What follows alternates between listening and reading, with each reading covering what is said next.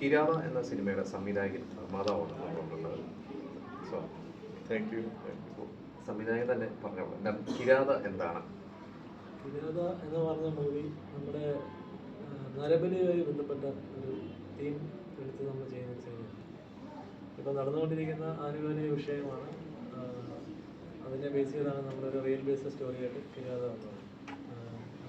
ഇപ്പോൾ 23 ജനുവരിയാണ് നമ്മൾ പടം റിലീസ് ചെയ്തിരിക്കുന്നത്. പിന്നെ പോസ്റ്റ് പ്രൊഡക്ഷൻ വർക്കുകൾ നടന്നു, അതിപ്പോൾ എല്ലാം ഫൈനലായിരിക്കുകയാണ്. ഇപ്പോൾ നമ്മൾ ഡിസ്ട്രിബ്യൂഷൻ നടന്നുകൊണ്ടിരിക്കുന്നു. ഉടനെ നമ്മൾ 23 റിലീസ് വെച്ചിരിക്കുന്നു. പ്രൊഡ്യൂസർ എന്ന രീതിയിൽ ഈ ഒരു സബ്ജക്റ്റ് എന്തുകൊണ്ട് ഈ ഒരു സബ്ജക്റ്റ് പ്രൊഡ്യൂസ് ചെയ്യുന്നത് തിരഞ്ഞെടുക്കാൻ കാരണമാണ്? ഇതിന്റെ സബ്ജക്റ്റ് ആണോ? ഇതിന്റെ പുറകില് ഒരുപാട് കഥകളുണ്ട്. ശരിക്കും പറഞ്ഞാൽ ഇത് ആദ്യം ഞങ്ങളൊരു ഷോർട്ട് ഫിലിം ചെയ്യാനായിട്ടാണ് ഇതിന്റെ വേറൊരു ഫ്രണ്ട് വന്നത്. അപ്പോൾ ഞങ്ങളങ്ങനെ സമ്മതിച്ചു. പിന്നെ അതങ്ങനെ ഫിനാൻഷ്യലി നമ്മൾ ചീറ്റ് ചെയ്യപ്പെട്ടു. ഇത് അങ്ങനെയുണ്ട് സിനിമാ ലോകത്ത്. അങ്ങനെ ഇല്ല, ഇത് സിനിമ ചെയ്തിട്ടില്ല.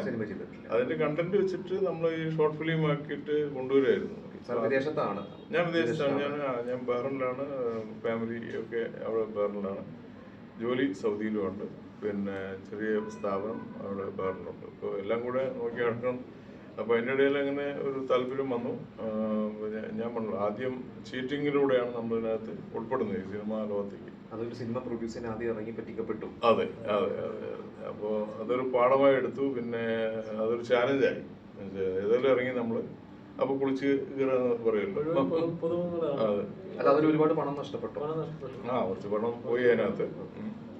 അപ്പോൾ അതിനകത്ത് ഈ കഥ എന്ന് പറഞ്ഞാൽ ഇത് എന്താ പറയുക, നടന്നൊരു സംഭവമാണല്ലോ. അപ്പോൾ അതിനെ ആസ്പദമാക്കിയിട്ട് നമുക്ക് പിന്നെ എല്ലാം പുതുമുഖങ്ങളാണ്. ഇപ്പോൾ ഈ നമ്മുടെ ഡയറക്ടർ റോഷനാണെങ്കിലും കോ ഡയറക്ടർ എല്ലാ ടെക്നിക്കൽ ആളുകളും ഒക്കെ പുതുമുഖങ്ങളാണ്. പിന്നെ കുറച്ചൊരു മിഡിൽ റേഞ്ചിലുള്ള ആൾക്കാരാണ് നമ്മുടെ നീന കുറുപ്പ്, പിന്നെ ഗോപകുമാർ സാറ്, പിന്നെ ഡോക്ടർ രജിത്, പിന്നെ നമ്മുടെ ദിനേശ് പണിക്കർ, അരിസ്റ്റോ, വൈഗ റോസ്, ചെമ്പിൽ അശോകൻ, അരിസ്റ്റോ സുരേഷ്, ഇങ്ങനെ കുറച്ച് പേര് മിഡിൽ റേഞ്ചിലുള്ള ആൾക്കാരുണ്ട്.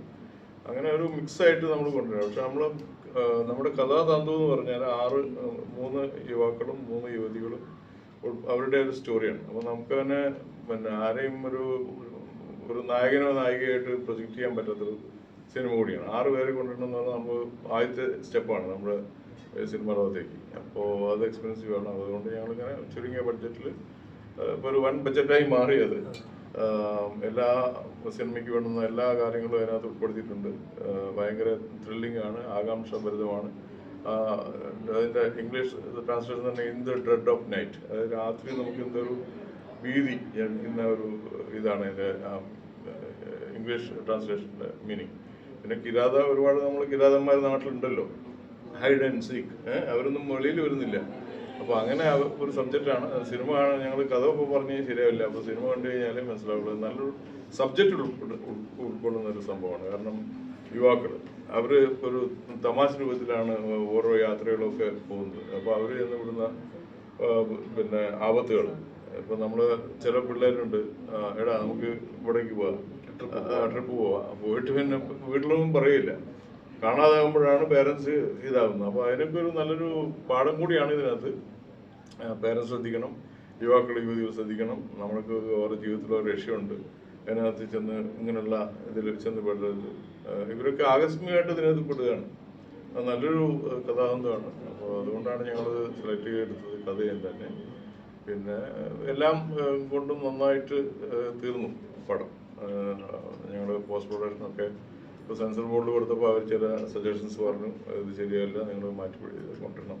അപ്പോൾ അതൊക്കെ നമ്മളനുസരിച്ച് സമൂഹത്തിന് വേണ്ടുന്ന രീതിയിൽ നമ്മളിപ്പോൾ ഇറക്കുകയാണ്. അപ്പോൾ ഇനി ജനം തീരുമാനിക്കട്ടെ, എല്ലാവരും വന്ന് കാണട്ടെ, എന്നിട്ട് ബാക്കിയുള്ള അവർ തീരുമാനിക്കട്ടെ എന്നാണ് എനിക്ക് പറയാനുള്ളത്. ഞങ്ങൾക്ക് ചെയ്യാൻ പറ്റുന്ന പരമാവധി ഞങ്ങൾ ചെയ്തു കഴിഞ്ഞു. പ്രത്യേകിച്ച് നമ്മുടെ ഡയറക്ടർ റോഷൻ എന്ന് പറഞ്ഞാൽ രാവും പകലും വേണ്ടി മെനക്കെട്ട ഒരു വ്യക്തിയാണ്. പുള്ളിക്ക് ഉറക്കമില്ല, ഊണില്ല. കാരണം ഇത് ഒരുപാട് വർക്കുണ്ട്.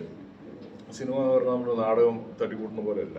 സിനിമയിൽ ഒരുപാട് പിൻപുറ വർക്കുകളുണ്ട്. അതെല്ലാം പുള്ളി ഒറ്റയ്ക്ക്. എഡിറ്റിങ്, സംവിധാനം, പിന്നെ സ്ക്രിപ്റ്റ് എല്ലാം.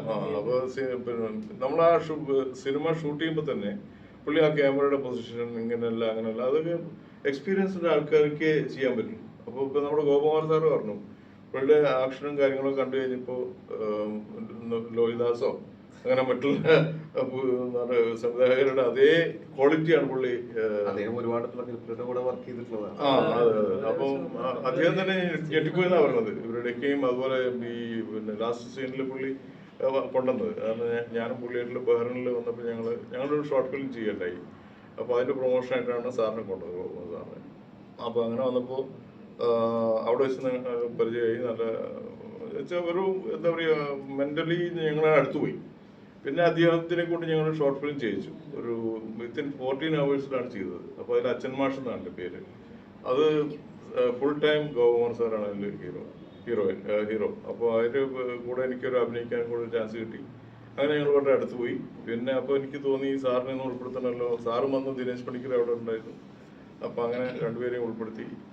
ക്ലൈമാക്സ് ഇത് മാറ്റി പിടിക്കേണ്ട ഒരു സിറ്റുവേഷൻ വന്നല്ലോ. അപ്പോൾ അതിനകത്ത് ഇവരുടെയൊക്കെ ഇതുണ്ട് വെക്കാനുള്ള ചാൻസ് ഉണ്ടായിരുന്നു. അങ്ങനെ ഇവരൊക്കെ ഉൾപ്പെടുത്തി. ഇവരൊക്കെ സന്തോഷപൂർവ്വം ഒന്നും ഒരു ഡിമാൻഡും ഇല്ലാതെ തിരുവനന്തപുരത്ത് നിന്നൊക്കെ ഓടി വന്ന് കൊച്ചിയിൽ. അതെ, അവർക്ക് വന്നിട്ട് ഡേയ്സും അഭിനയിക്കാനുള്ള ഇതും കുറവായിരുന്നു. അതുകൊണ്ട് അവരൊക്കെ നന്നായി ചെയ്തു. ഇപ്പൊ ഈ ഒരു സ്ക്രിപ്റ്റ് തിരഞ്ഞെടുക്കൽ ഇതിലെ അനാചാരങ്ങൾക്കെതിരെ ഇപ്പൊ നരബലിയാണ് ആ ഒരു, നമ്മൾ അതിന് കഥയിലേക്ക് പോകുന്നില്ലെങ്കിൽ അതുമായി ബന്ധപ്പെട്ടാണല്ലോ. അപ്പൊ ഇത് തിരഞ്ഞെടുക്കാൻ കാരണം നമ്മുടെ നാടിന്റെ തൊട്ട് ഞങ്ങളുടെ നാട്ടിൽ തന്നെയാണ് സംഭവം. ഇവിടെ ഒരു 20 കിലോമീറ്റർ അപ്പുറത്ത് എവിടെയാണ്? പത്തനംതിട്ട. എന്റെ വീട് കോന്നി, അവിടെ നിന്ന് 20 കിലോമീറ്റർ ഇലന്തൂര്. അവിടെ നടന്നത് ഓ, ഇത് ആ സംഭവത്തിനെ ബേസ് ചെയ്തിട്ട്. അപ്പൊ നമ്മുടെ നാട്ടിൽ നടന്ന സംഭവം എന്നാ പിന്നെ എടുക്കാൻ എളുപ്പമായി. കാര്യങ്ങൾ അതുപോലെ ക്വാളിറ്റി ആയിരുന്നല്ലോ ആ സംഭവം, സിനിമയുടെ അവിടെ നടന്നത്. അപ്പൊ അതിനെ വെച്ച് ഞങ്ങൾ എന്നാലും ഷോർട്ട് ഫിലിമിന്റെ പോകാമെന്നുള്ള പ്ലാൻ വന്നപ്പോഴാണ് പിന്നെ സിറ്റുവേഷൻ മാറി. പിന്നെ സിനിമയിലോട്ട് ഫസ്റ്റ് മൂവിയാണോ? ഫസ്റ്റ് മൂവിയാണ്. എങ്ങനെയാണ് ഷോർട്ട് ഫിലിംസ് ഒക്കെയാണ്? ഞാൻ ഷോർട്ട് ഫിലിം, ഞാനൊരു എഡിറ്ററാണ് ബേസിക്കലി.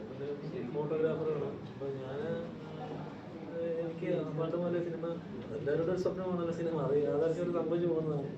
ഇതും അങ്ങനെ സംഭവിച്ചല്ല. സ്ക്രിപ്റ്റ് കുറേ ദിവസം നാളെ എഴുതി വെച്ചത് നല്ല ഷോർട്ട് ഫിലിം ചെയ്യാന്നുള്ള രീതിയിലാണ് മറ്റേ പുള്ളി വന്നതും ആ രീതിയിൽ വന്നതും. പിന്നെ എന്തോ ഭാഗ്യം കൊണ്ടത് സാറ് കൊണ്ട് വന്നിട്ട് സിനിമയായി മാറി. മനസ്സിലെ ഉദ്ദേശം കൊണ്ട് തന്നെ ചെയ്യാൻ പറ്റില്ല.